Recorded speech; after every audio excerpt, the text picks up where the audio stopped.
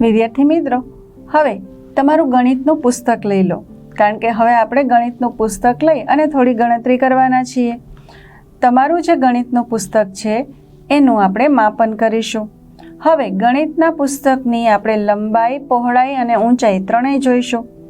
તમારું ગણિતનું પુસ્તક તમે ફૂટપટ્ટીની મદદથી માપશો એટલે તમને 25 સેન્ટીમીટર લાંબુ અને 20 સેન્ટીમીટર પહોળું જણાશે. તો આ જે પુસ્તક છે એની ઊંચાઈ પણ માપો, એ 1 સેમી જેવી હશે, જેથી આપણે એને ગણતરીમાં લેતા નથી. હવે જુઓ, ઘનફળ 25 ગુણ્યા 20, લંબાઈ ગુણ્યા પહોળાઈ ગુણ્યા ઊંચાઈ હોય, પણ એ એક જ છે એટલે એક સાથે ગુણતા જવાબ એ જ આવે. તો 500 ઘન સેમી જેટલું તમારું પુસ્તકનું કદ છે. કદ એ ખાસ ધ્યાન રાખજો. હવે આપણે જોઈએ કે આ જે પુસ્તક છે એને 5 પુસ્તકની થપ્પીમાં ગોઠવીએ તો કેટલા ઘન સેમી થશે. હવે આપણી ઊંચાઈ જે છે એ વધી ગઈ છે.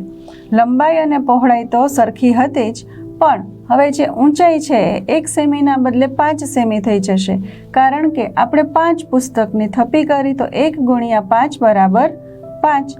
હવે આપણે ઘન સેમી માપીએ તો કેટલા થશે? તો 500 ગુણ્યા 5, કારણ કે આપણને એક પુસ્તકનું જે ઘનફળ મળ્યું હતું એ 500 હતું, તો એને ગુણ્યા 5 કરીએ તો 2500 સમઘન જેટલું થાય. તો 5 પુસ્તકને ગોઠવીએ, થપ્પો કરીએ અને હવે જુઓ એની વચ્ચે જે જગ્યા, એનું કદ જે છે એ જોઈએ તો 2500 સમઘન જેટલું થશે. તો આ રીતે તમે ગણિતના પુસ્તકને જોઈ શકો. આવી રીતે તમારી આજુબાજુમાં બીજી ઘણી નાની નાની વસ્તુઓ છે, જેમ કે કંપાસ બોક્સ, કોઈ માચીસની પેટી અથવા તો લંચ બોક્સ.